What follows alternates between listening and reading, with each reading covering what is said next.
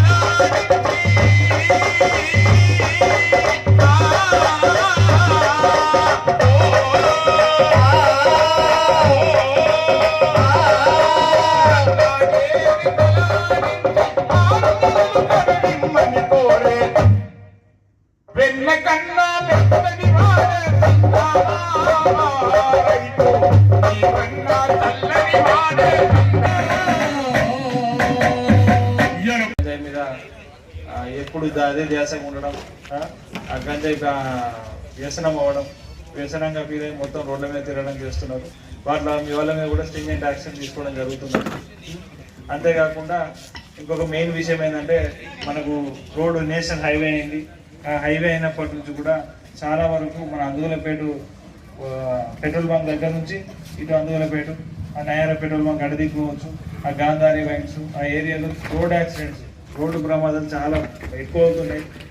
కాబట్టి ఆ రోడ్డు ప్రమాదాల బారిన పడకుండా రోడ్డు నియమాలు పాటించవలసిందే కోరుతూ, అదేవిధంగా హెల్మెట్ కూడా పెట్టుకోవాలి. 2 వీలర్స్ బైక్స్ నడిపే వాళ్ళు హెల్మెట్ ధరించి వెళ్ళాలని చెప్పేసి దాని గురించి కూడా రోడ్డు భద్రత గురించి అవేర్నెస్ అనేది వీళ్ళు కల్పించడం జరుగుతుంది. మంచిగా చక్కగా వినండి. వీటిలో కొంతమంది అయినా దీన్ని పాటిస్తే ఉపయోగంగా ఉంటుందని చెప్పేసి ఈ సందర్భంగా నేను తెలియజేసుకుంటున్నా. Okay, thank you.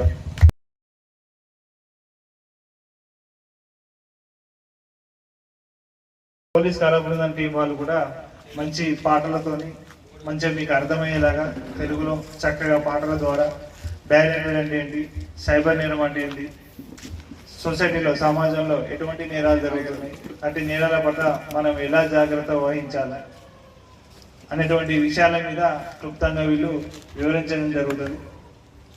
అంతేకాకుండా ఇటీవల కాలంలో మనకు మహిళల మీద చాలా వరకు చిన్న చిన్న ఇన్సిడెంట్స్ జరుగుతున్నాయి.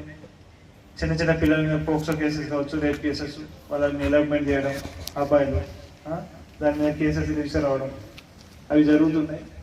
వాటి గురించి కూడా చట్టాల మీద వివరించడం జరుగుతుంది. అందరూ కూడా ఒక 1 అవర్ గంట వరకు ప్రోగ్రామ్ ఉంటుంది. ఖచ్చితంగా ఈ ప్రోగ్రామ్ ఇంకా మిగతా వాళ్ళు ఎవరన్నా ఊరు వాళ్ళు ఎవరున్నా కానీ అందరు రమ్మని చెప్పండి. మంచి పాటలతో అలరించుకుంటూ మీకు కూడా అవేర్నెస్ అనేది కల్పించడం జరుగుతుంది.